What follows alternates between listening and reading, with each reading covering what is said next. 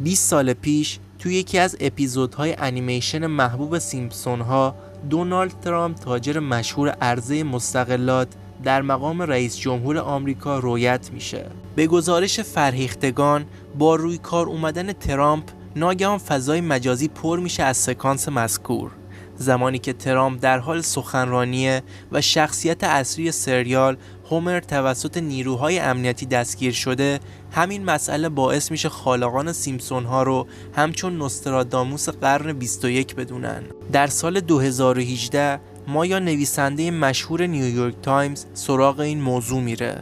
اون تو یادداشتی با عنوان سیمپسون ها بسیاری رو پیش بینی کردند، اما بیشترشان قابل توضیحند، تفسیری غیر زرد از ماجرا میده. این روزنامه‌نگار تأکید میکنه تو اتاق نویسندگان سیمپسون ها خبری از گوی بلورین جهانبین نیست و به واقع نویسندگان این سریال باهوشترین نویسندگان جهان نیستن. آل جین، یکی از نویسندگان اصلی سریال، از سال 1998 به نیویورک تایمز میگه آینده رو میتوان بهتر از کسی پیش بینی کرد که فکر میکند آینده را پیش بینی میکند. اپیزودهای سیمپسون ها 1 سال بعد از تولید روی آنتن میره و جین میگه بنابراین این فقط نوعی از قاب ذهنه که فکر میکنیم توی 1 سال آینده پیش رو داریم.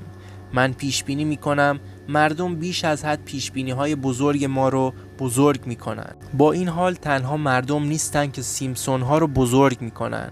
نخبگان هم مشتاقانه این سریال دنبال میکنن و دربارش مینویسند، مانند ویلیام ایروین که کتابی با عنوان سیمپسون ها و فلسفه نوشته و سالهاست اونو به عنوان کورس دانشگاهی در دانشگاه کالیفرنیا تدریس میکنه. جالبه بدونیم ایروین مدیر گروه فلسفه کالج کینگ در ویلکس-باره. پس با یک آدم معمولی که عاشق شایعات فضای مجازیه روبرو نیستیم. اون بر این باوره که در سریال نویسندگان بر سیمپسون ها حکومت میکنند، نه بازیگران.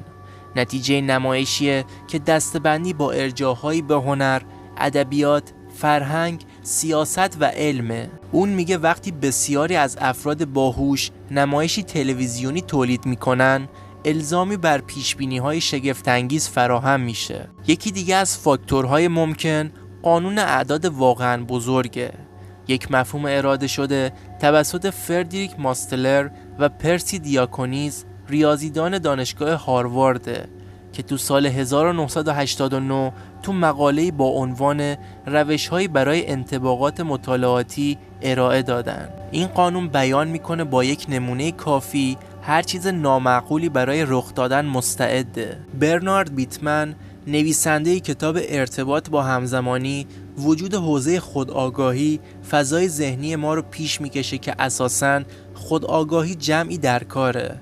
اون میگه در شرایط مناسب ما میتونیم چیزهایی رو بدونیم که نمیدونیم، میدونیم و گاهی اوقات میتونیم رویدادهایی رو پیش بینی کنیم یا اون چیزی رو فکر میکنیم جذب کنیم. استفانی، نویسنده سریال، گفته ما آینده نگارانی هستیم که 10 ماه پیش رو مینویسیم.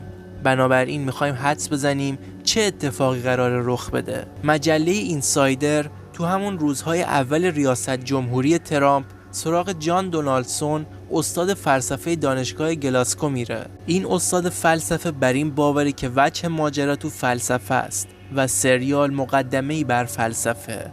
باور این فیلسوف اینه که سریال سیمپسون ها نمایشی درباره زندگیه و با موقعیت‌های سر و کار داره که به زندگی ما نزدیکه و به موضوعاتی دست میذاره که در زندگی روزمره با اونا سر و کار داریم. پس چندان هم عجیب نیست برخی مسائل به واقعیت تبدیل بشن.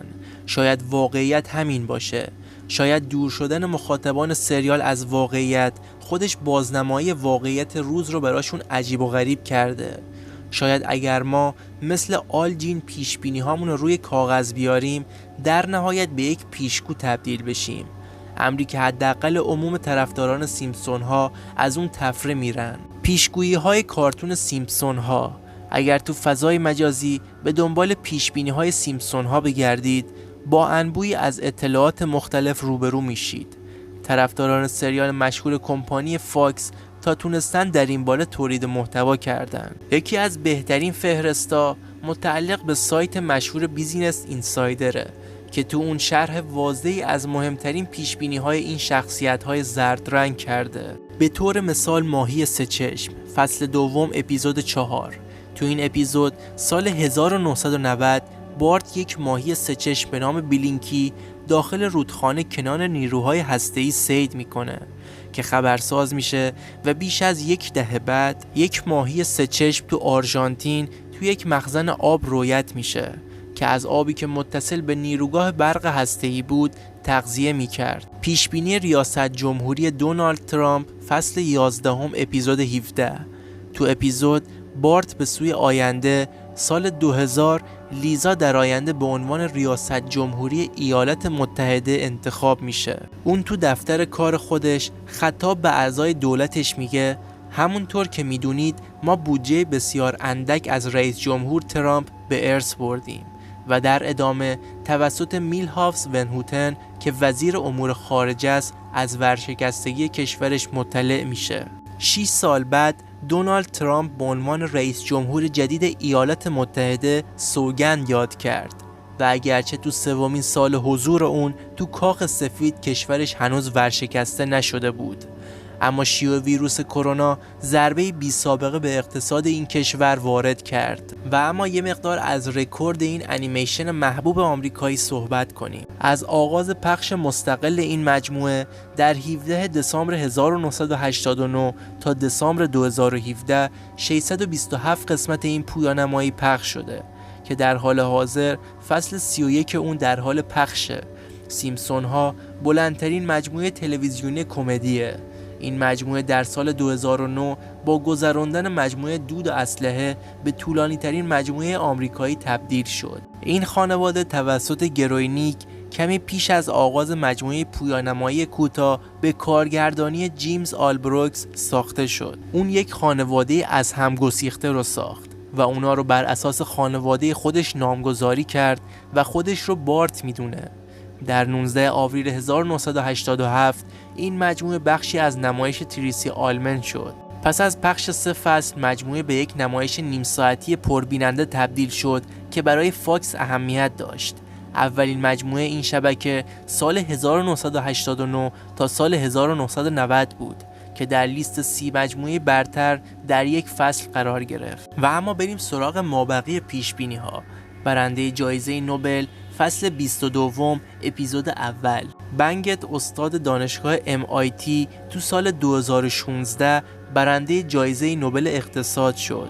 6 سال بعد از اینکه نام وی بین شانس‌های دریافت جایزه نوبل اقتصاد در کارتون سیمپسون ها دیده شد، اسم این استاد برجسته در جریان شرطبندی مارتین، لیزا، دیتابیش و میلهاوس در مورد برندگان جایزه نوبل روی کارت شرطبندی دیده میشه. پیچش داستانی بزرگ دنریس تارگرین در سریال بازی تاج و تخت فصل 29 اپیزود اول، تو اپیزود ماقبل آخر فصل 8 و پایان سریال بازی تاج و تخت که سال گذشته منتشر شد، دنریس تارگرین با سوزاندن شهر از قبل تسلیم شده.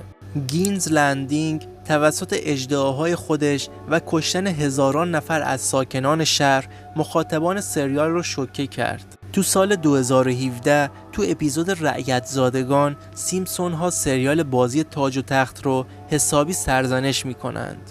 برای مثال هومر اژدهایی رو به زندگی برمیگردونه که در ادامه یک روستا رو به خاکستر تبدیل میکنه. پیروزی ایالات متحده بر سوئد در مسابقات المپیک کرلینگ فصل 21 اپیزود 12. تو یکی از بزرگترین اتفاقات المپیک زمستانی 2018 تیم ایالات متحده تو مسابقه فینال کرلینگ تیم سوئد رو شکست میده و مدال طلا رو به دست میاره. این پیروزی تاریخی تو اپیزود پسر کارل را ملاقات میکند پیش بینی شده بود. تو این اپیزود مارج و هومر سیمپسون در مسابقات المپیک ونکوور تو تیم کرلینگ ایالات متحده حضور دارن که تو اونجا تیم سوئد رو شکست میدن. در دنیای واقعی تیم کرلینگ مردان ایالات متحده بعد از شکست تیم سوئد و در شرایطی که از حریف عقب بود به مدال طلای المپیک 2018 دست یافت. همون اتفاقی که دقیقاً تو سیمپسون ها به تصویر کشیده شده بود. این پیروزی دومین مدال تیم ملی کرلینگ ایالات متحده تو تاریخ این ورزش بود. تولید گیاه توماکو فصل 11 اپیزود 5. تو سال 1999 هومر از انرژی هسته‌ای برای تولید یک گونه گیاه هیبریدی متشکل از گوجه فرنگی و تنباکو استفاده میکنه و اونو توماکو نامگذاری میکنه. این موضوع الهام بخش یکی از طرفداران سریال سیمپسون ها به نام راب باور برای تولید گیاه خاص خود دست به کار میشه. تو سال 2003 باور تونست از ریشه تنباکو و ساقه گوجه فرنگی گیاه جدید توماکو رو به وجود بیاره. نویسندگان کارتون متحیر از این ابداع باور و خانواده‌اش رو به دفتر خودشون دعوت کردند و مزه میوه توماکو رو چشیدند و در نهایت شیوع ابولا فصل 9 اپیزود 3.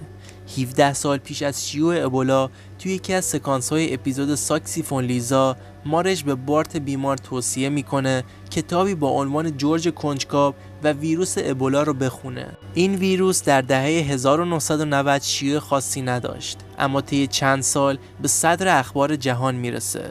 ابولا اولین بار تو سال 1976 کشف شد و با وجود مرگبارترین شیوع اون تو زمان حال در سال 1995 باعث مرگ 245 نفر در کنگو و 224 نفر در اوگاندو در سال 2000 شده بود. نظرتون چیه؟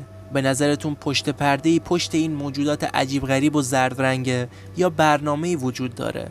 توی کامنت ها حتما بنویسید.